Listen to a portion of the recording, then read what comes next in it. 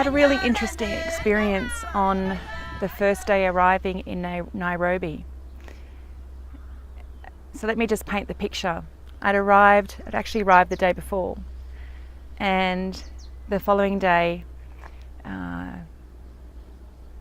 participants of this mastermind retreat were arriving, and as I'm co-facilitating with a peer of mine here in Kenya, a very dear friend of mine who I love so much, some of her participants were arriving, and I was aware that there were a couple who were not mastermind clients. They were new to coaching, not only with Michelle but in their lives.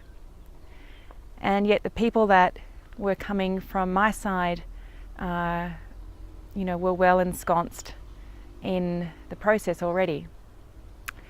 And I noticed myself having a little bit of like a slight anxiety,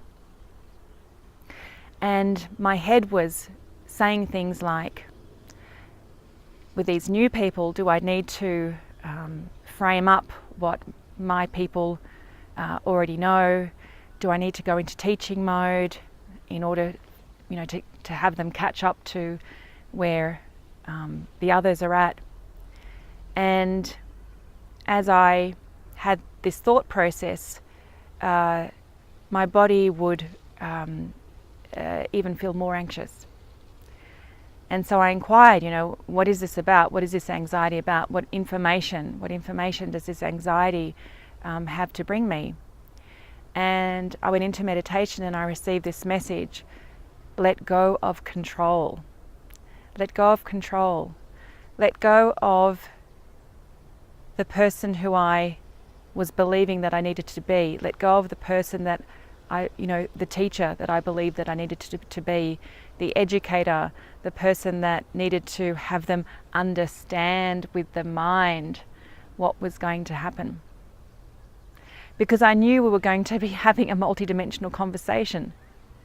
And this multidimensional conversation, in my perception, to someone new at this kind of experience, might freak them out.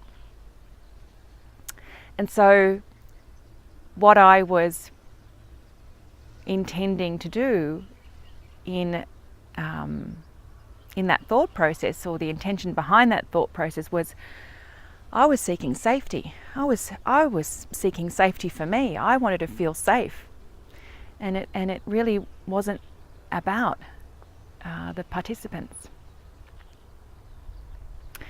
And so when I received this message of just let go of control, do not teach, do not catch people up, I then felt a real stillness, and I felt like I'd returned.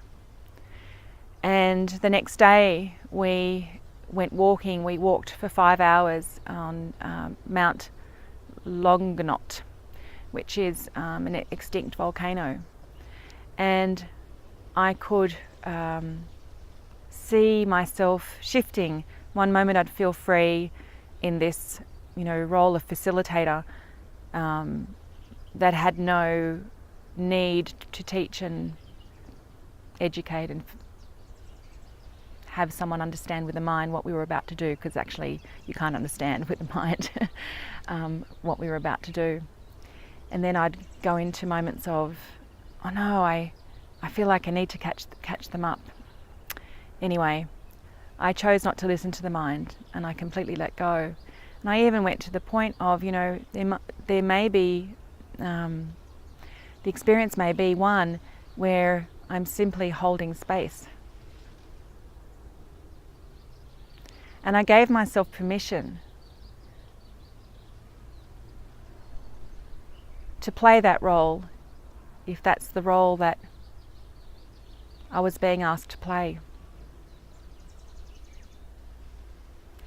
Now, what was all this really about? What was the higher intelligence guiding me to see?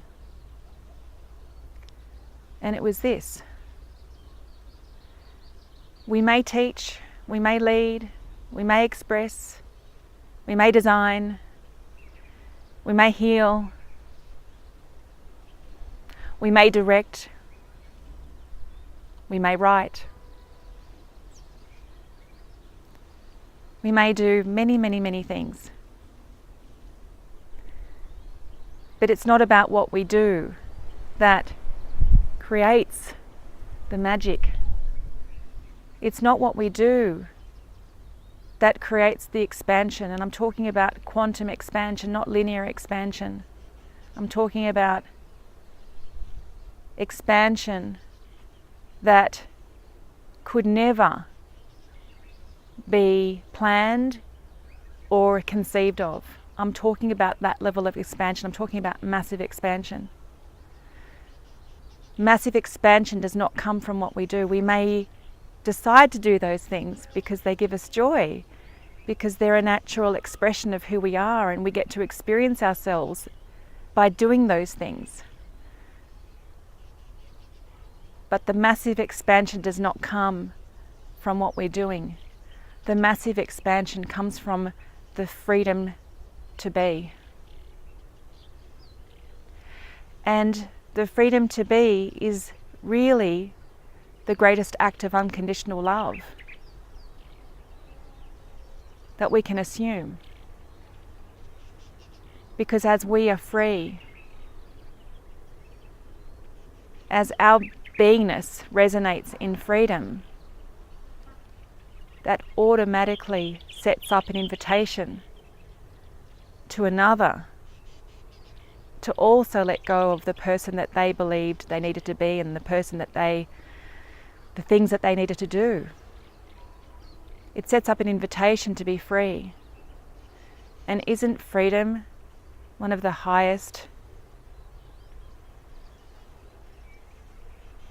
relationships that we can have with ourselves in life? Isn't freedom one of the highest gifts we can give ourselves and each other?